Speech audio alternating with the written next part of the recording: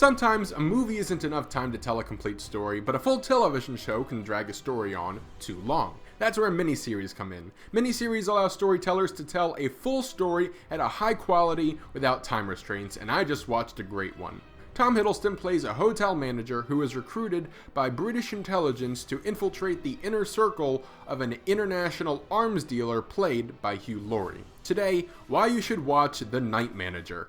Did you ever meet Richard Roper? Roper's a world-class arms dealer. He's the worst man in the world. I want to put you inside his operation. Welcome to the family. Who are you? Someone's been prying into my affairs. The Night Manager, based off the novel from John le Carre, is a 6-hour dive into modern espionage anchored by 2 terrific lead performances and a truly global scope. Tom Hiddleston is Jonathan Pine, a former British soldier turned resourceful night manager for luxurious hotels. A chance encounter links him to Richard Onslow Roper, an international arms dealer with ties to both British and American intelligence services. Pine is eventually recruited by Angela Burr, an officer with British intelligence desperate to bring down Roper. The plan: use Pine's resourcefulness to get him close to and expose Richard Roper. A simple sting operation. I want to make you an offer. Bring down Richard Roper.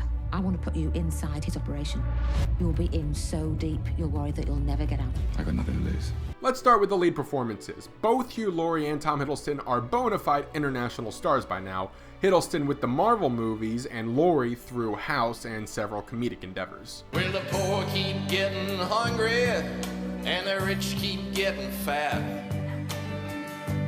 Politicians change, but they're never gonna change that. All we gotta do is...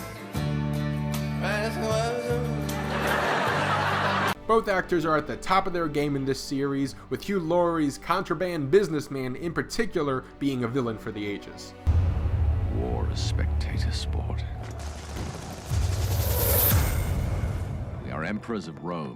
Broadchurch's Olivia Colman plays Angela Burr, who runs Operation Limpet with American authorities aimed to take down Roper's arms circle. Roper's number 2 is Lance Corcoran, who is quick to question everything around him. Corky's played by Tom Hollander, who I will always remember as Cutler Beckett from Pirates of the Caribbean. Finally, Elizabeth Debicki plays Roper's lover Jeb, whose characterization and performance are much deeper than you would expect from a typical femme fatale role. I first saw Debicki in Baz Luhrmann's Great Gatsby, and I'm glad to see her career taking off. She is the heart and the soul of this miniseries. The storytelling is well paced, with the first episode largely serving as a prologue for the following 5 hours. Laurie's Roper doesn't turn in significant screen time until the 3rd episode, but the build-up pays off as the audience is introduced to the face of industrialized warfare, a man who considers war to be a sport. To say how the story unfolds once Pine and Roper's paths are intertwined would be a disservice to potential viewers. All I will say is, like a good novel, the plot is continually unfolding without breaks. In other words, these 6 hours could not have been better designed for binging. In regards to the production values, the show is chock full of gloss and glamour, from the luxurious hotels in which Pine works to Roper's Spanish home and even an Egyptian military compound. All the sets are decorated upscale, clean, and colorful. The costumes are similarly lavish. The soundtrack is memorably tense, and crisp cinematography and smooth editing put the miniseries' lavish $30 million budget to great use. Richard Roper is selling arms in the middle of the Arab Spring.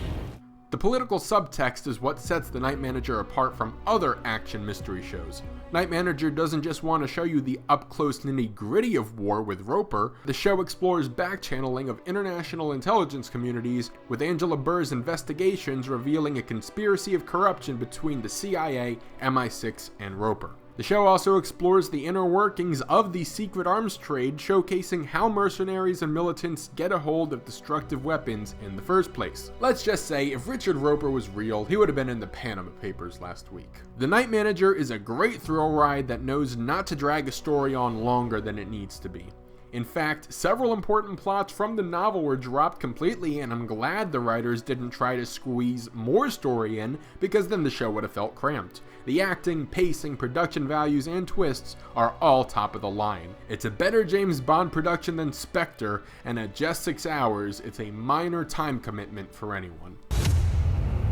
You step out of line, will make you howl for your mother. Here's the problem. Anyone can betray anyone. The Night Manager has already completed its first run in the United Kingdom on BBC One and will debut in the United States on AMC April 19th at 10 p.m. That's all I've got for you today. I hope you enjoyed this video. Let's have a conversation in the comments. Please subscribe to my channel if you have not already done so, and stay tuned for more here on TV Junkie.